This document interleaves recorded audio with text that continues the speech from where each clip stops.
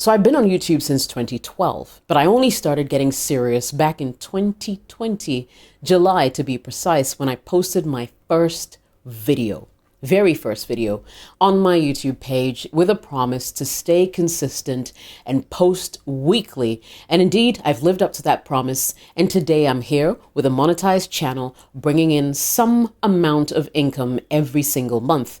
Now, if you're watching this video, I am sure that you have been inspired to start your own channel, or maybe you've already started and you're looking for tips and tricks that I use to grow my subscribers. I started from under 1,000 subscribers in July, and now I'm pushing 70K. How did I do it? What did I do? Is there anything else I know that I'd like to share? There are many. So stay tuned. I will take you into my computer. We'll get down and dirty, and we're pulling out all the stops. So keep watching.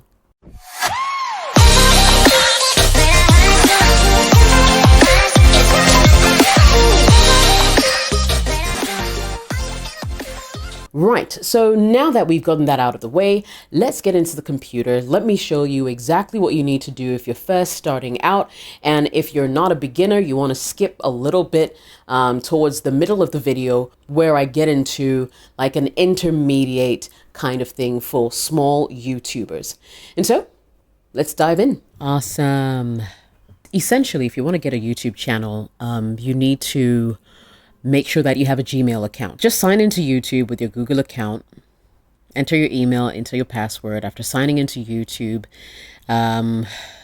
you're pretty much in your account. Now, when you're starting a YouTube channel, you need to make sure that YouTube is going to take you very, very seriously. How do you do that? You need to definitely get your channel art together. Something at the top of the page that says that, hey, I'm here for real business. Ideally, mine says Sunshine Girl.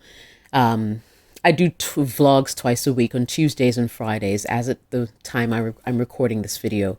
And you want to, as much as possible, state a time, because then your viewers want to know exactly when to catch you online. So get some channel art, put it there, and you should be good to go. All right, so you come to your About page and make sure you fill it out, you know, with your description, because every now and again, people who are really serious about you, want to know about you, would come to your About page, contact you for, you know, advertisement, for gigs, and that kind of thing, and just network with you. So in here, I have my description. It shows you when I joined on the 11th of October, 2020. And so far, it shows you how many views my channel has garnered over the last few months. And so 2 million is what we're looking at. Now, my email address pops up here. I'm located in Ghana, and I have links to my Twitter page, Instagram, Facebook, and my merchandise. For those of you who don't know, I've got a merchandise shelf, so you can check it out if you want. Okay, cool. So essentially, this is what it basically looks like. Make sure you fill out all these important details, and you should be good to go. Now, there's a community tab. Not much happens here. I mean, you can go on there, post a video, do a poll, post an image. Everything works, you know, so depending on what you feel like doing. Ideally, you also want to put your videos into playlists when you start to post videos, because it helps your viewers sort of find your content really easy. So I have quite a number of playlists, actually. I have a Sunshine Girl podcast. I've got Sunshine Adventure. For when I do go out of town every now and again, I've got a personal finance, what's it called? A playlist. Audiobooks, but of course this is private, so nobody sees that.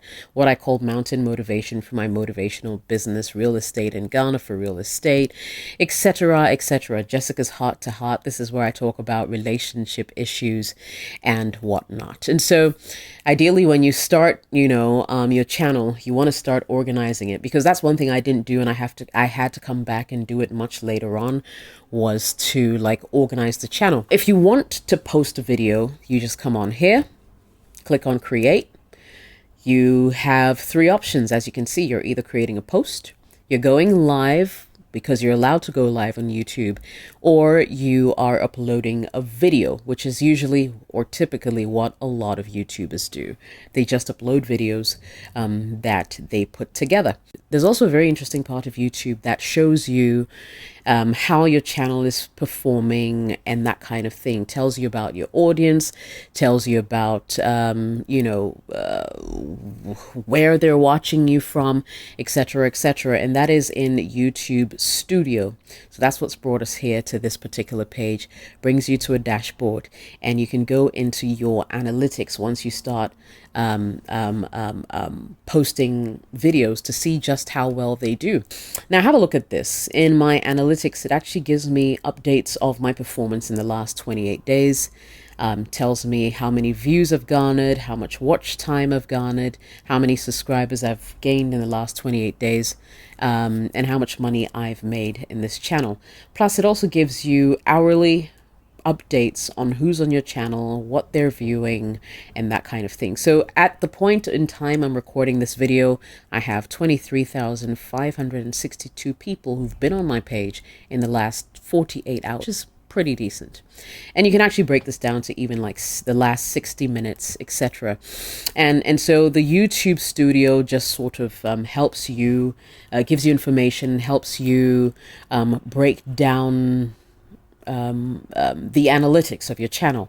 And I use it a lot. I use it a whole lot. I've downloaded the app, it's on my phone, and that's how I'm able to, for instance, respond to comments so fast when people comment on it, because I just go on there and there's a comment section, there's a monetization section, there's all that there and then some. So this is what the channel looks like essentially. Now the big question is, how do you grow your channel? Now, in trying to grow your channel, it's a totally different ballgame, because lots of people think that, and I've had this, like I've had people tell me this all the time, where they say, well, Jessica, you know, you have a lot of followers on social media, and so it's easy for you to get subscribers. How untrue that is. Now, YouTube is a whole different ballgame, and a lot of people don't realize that. To win on YouTube, yo, you need grace. It's not that easy. Listen, I'll show you something. So this is my Twitter profile. On my Twitter page, look at how many followers I have. More than 500,000 followers. But ask me if basically this has given me any kind of leverage on YouTube. The truth is, it hasn't. Because on YouTube, you need to give people a reason to subscribe. And the only reason they will do that is if you give them good content you want to watch. So when I started out on YouTube, there are a few mistakes that I did, or there are a few mistakes that people do, small YouTubers do, that, and I do to a large extent also consider myself as a small YouTuber. Maybe when I hit 100K, I'll be able to begin to look at myself as maybe a medium to intermediate YouTuber, for want of a better word. But lots of mistakes that small YouTubers do, and one that I got right from the very beginning is I got myself a recorder. Okay, so this is how it works. It's two things. Either you're getting yourself a lapel mic, an actual microphone, or some kind of recording device to record your audio. And that's one thing that people have always commented about when it came to my channel. Like, they're like, oh, Jessica, your voice, your audio is so great. And that's because I use a device to record. So as you can see, that's it right here. The camera is recording the sound, and this is how I sound with the camera sound. And this is how I sound with the recording. So you can tell that the sound is completely different.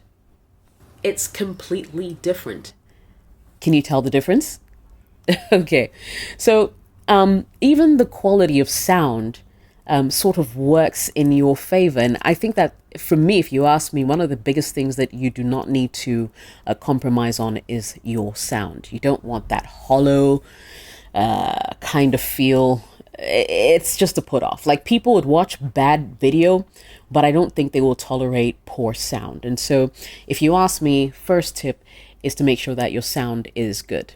Forget even how your studio should look. Like, it took me a while to be able to pull off a look like this.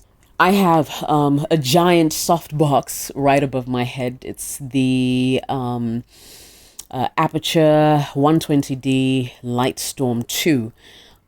Pretty awesome, light box or lights. and I've invested in all sorts of LEDs along this YouTube journey. I bought this camera right here, which is not what I started with. But once again, it's baby steps. You don't need like all the gear to pull this off. You can start with a phone. You don't even need lights. You can start with a phone. You can stand in front of a window where you have really bright lights and just, go ahead and do your vlogging or your video. I would say it's always important if you could learn how to edit, because I edit my own videos. How did I learn? Pretty much from YouTube. I mean, I live on YouTube, right? There's nothing that if I didn't want answers to, I feel like I wouldn't find on YouTube. And that has been my habit. That's the way that I've managed to grow, just by looking at other people, what they're doing, what are they talking about. Also working with a lot of feedback. So your lights, your sound, your sound for me, most importantly, first, before even your lighting. But like I said, check out this video. Now in this video, I was using a ring light. Just one ring light that stood right in front of my face. As you can tell, there wasn't much happening in my background. I had some other light that I was throwing off the wall, just to give it a bit of color and character. But that was about it. And I have progressed. My videos have moved from what you see on your screen now to this. And you can tell that I've come a really long way. So your lights, your sound, your equipment. Yes, these are the key things to start a YouTube channel, but they don't have to be expensive. Baby steps. Some of y'all start today and you want to just jump to the 10th rung on the ladder. It does not work like that.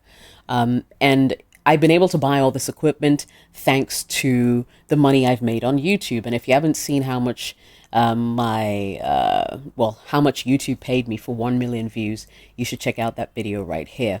Go watch it and see. It's actually quite lucrative, depending on whether you're able to garner the views or not. So yeah, that's really about it. Just get yourself a good, nice phone that can record. Get yourself a ring light if you can, or just try and shoot during the day where you have nice natural light. Avoid shooting in the sun because that light is like really harsh and gives you really ugly shadows. And you should be good. That's essentially how you need to start. Now, what you also want to do in terms of content is just, think about, just go on there, look at other people. What are they doing? What can you do better than them? And zero in, stay consistent. Find one day a week where you can just post all your videos and stick to it. This journey isn't easy. Trust me, it's not. But is it worth it in the end? Absolutely. I know I follow YouTubers who make hundreds of thousands of dollars in a year just from YouTube. Although I feel like, and it's debatable, African YouTubers don't make as much, especially if all your viewers are from Africa, for different reasons. The cost per mile, I think advertisers typically pay a little more than they would in the USA and Europe. In Asia, I do know they have similar problems depending on where you are in Asia. But typically, Africa, India, a couple of other countries do not give you very high cost per miles or like views or money per 1,000 views. And so you just sort of need to have an international feel because it's your TV station. And in this case, your content goes worldwide. You understand? So this is really, really important.